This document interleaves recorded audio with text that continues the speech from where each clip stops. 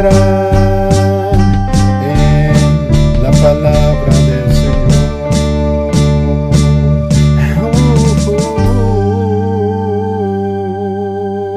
Uno, dos, tres. ¡Bonito! Hoy presentamos el profeta Jonás. El libro de Jonás es una historia subversiva acerca de un profeta rebelde que odia a Dios por amar a sus enemigos. Jonás es único entre los profetas del Antiguo Testamento porque estos son usualmente una colección de las palabras de Dios habladas a través del profeta. Pero este libro en realidad no se enfoca en las palabras del profeta. Más bien, es una historia acerca de un profeta realmente malo y desagradable. Jonás aparece solo en otra ocasión en el Antiguo Testamento, durante el reinado de Jeroboam II, uno de los peores reyes de Israel. Y Jonás profetizó a su favor, prometiéndole que ganaría una batalla y tendría de vuelta todo su territorio en la frontera norte de Israel. Ahora, es importante saber que el profeta Amós también confrontó a Jeroboam y a través de él, Dios específicamente revirtió la profecía de Jonás, prometiendo que Jeroboam perdería esos mismos territorios porque era muy malvado. Así que antes de siquiera iniciar la historia, sospechamos del carácter de Jonás. El libro de Jonás tiene un diseño hermoso, con toda su simetría y emparejamiento literario. Así que tienes los capítulos 1 y 3 contando la historia del encuentro de Jonás con personas que no son israelitas. Primero con unos marineros y luego con los odiados enemigos de Jonás, los ninivitas. Y cada parte ofrece un contraste cómico entre el egoísmo de Jonás y la humildad y arrepentimiento de los paganos. Los capítulos 2 y 4 contienen las oraciones de Jonás.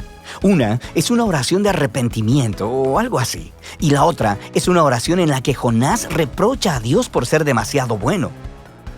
Este cuidadoso diseño del libro es acompañado por un estilo narrativo realmente único. La historia está llena de personajes estereotipados que irónicamente hacen exactamente lo contrario de lo que piensas que harán. Tienes al profeta, el hombre de Dios, que se revela y odia a su propio Dios. Tienes a los marineros, que se supone son muy inmorales, pero en realidad tienen corazones blandos y arrepentidos y se vuelven a Dios en humildad. Tienes al rey del imperio más poderoso y sanguinario del planeta, y él se humilla delante de Dios por un sermón de 5 palabras de Jonás, y hasta las vacas del rey se arrepienten.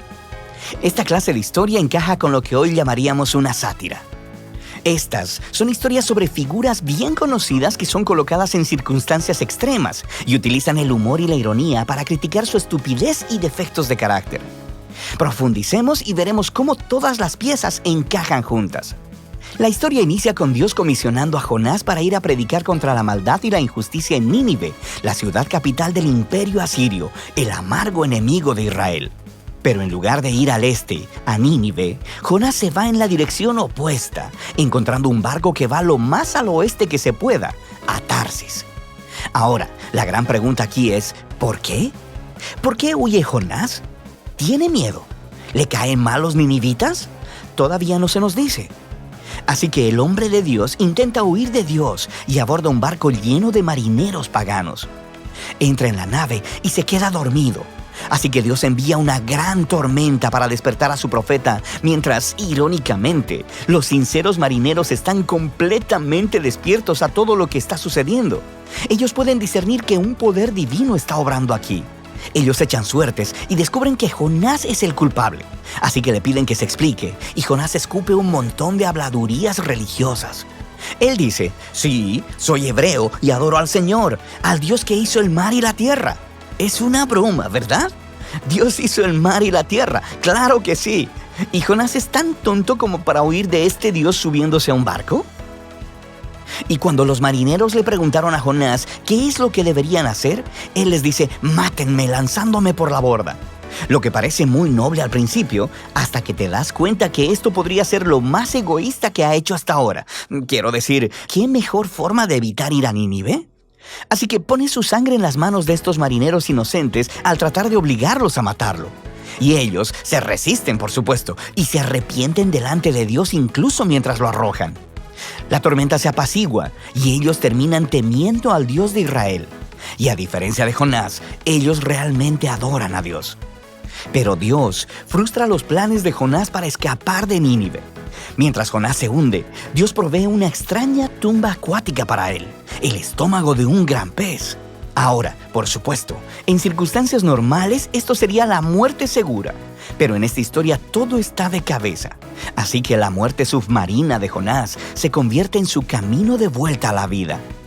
Atrapado en el estómago de esta bestia, Jonás eleva una oración donde técnicamente nunca dice que lo siente, pero sí agradece a Dios por no abandonarlo y promete que obedecerá a Dios a partir de ese momento, no importa lo que pase.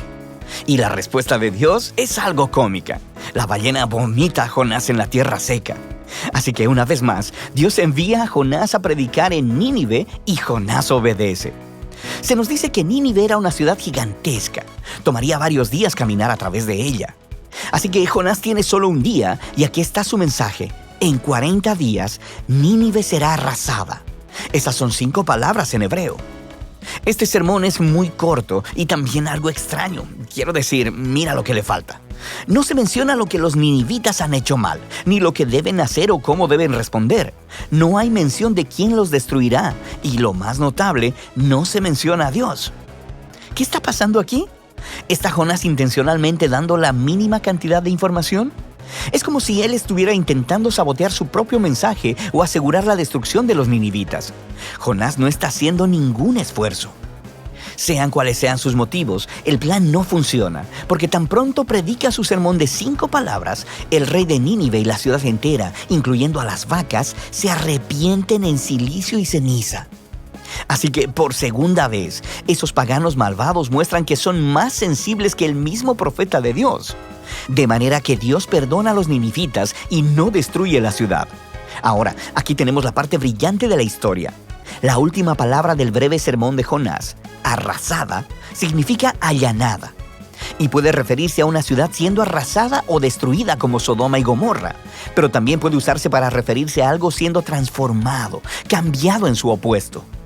Así que, cómicamente, las palabras de Jonás se vuelven realidad, pero no de la manera en que él esperaba. Nínive sí fue arrasada, conforme los enemigos de Jonás se arrepienten y encuentran la misericordia de Dios. El capítulo final une todas las piezas. Jonás está completamente enojado y eleva su segunda oración. Primero le dice a Dios la razón por la que huyó en el capítulo 1. No fue porque tuviera miedo, más bien fue porque él sabía que Dios era muy misericordioso. Y esto es genial. Jonás cita la propia descripción de Dios de sí mismo del libro de Éxodo y se la echa en cara a Dios como un insulto. Él dice que sabía que Dios es compasivo y que encontraría alguna manera de perdonar a esos horribles ninivitas. Puedes oír el disgusto en la voz de Jonás. Después, Jonás interrumpe la conversación y ora porque Dios lo mate ahí mismo. Él prefiere morir antes que vivir con un Dios que perdona a sus enemigos. Afortunadamente para Jonás, Dios no accede y simplemente pregunta si el enojo de Jonás es justificado. Jonás ignora la pregunta y se va a las afueras de la ciudad a acampar en una colina cercana para esperar y ver qué sucedería. Ya sabes, puede ser que los ninivitas se arrepientan de haberse arrepentido y acaben rostizados después de todo. Lo que sucede después es muy extraño. Dios provee una planta para darle sombra a Jonás y eso lo pone bastante feliz.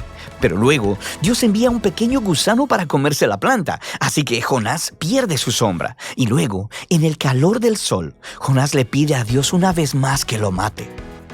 Dios una vez más le pregunta a Jonás si su enojo tiene justificación, y Jonás ladra. ¡Claro que sí! ¡Solo déjame morir! Y esas son las últimas palabras de Jonás en la historia.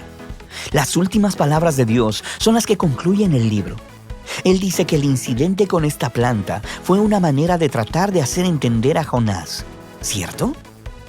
Jonás se preocupó y se puso sentimental por esta planta que solo disfrutó por un día.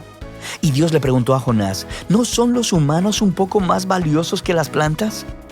Quiero decir, ¿no está bien que Dios pueda sentir la misma clase de emoción y preocupación por la ciudad de Nínive, que está llena de miles de personas quienes se han extraviado del camino, y también por sus vacas? Y así es como termina el libro, con Dios pidiéndole a Jonás permiso de mostrar misericordia a sus enemigos. ¿Y cuál es la respuesta de Jonás? La historia no lo dice, porque ese no es el punto. El punto es que el libro quiere incomodarte. Y las preguntas de Dios en realidad son dirigidas a ti, el lector. ¿Te parece bien el hecho de que Dios ame a tu enemigo? Así que este libro pone un espejo frente al lector. En Jonás vemos aumentadas las peores partes de nuestro propio carácter que deberían generar humildad y gratitud porque Dios ama a sus enemigos y porque soporta al Jonás que hay en nosotros. Así que esta extraña historia se convierte en un mensaje de las buenas nuevas sobre la grandeza de la misericordia de Dios, lo cual debe retarnos hasta lo más profundo. Y ese es el libro de Jonás.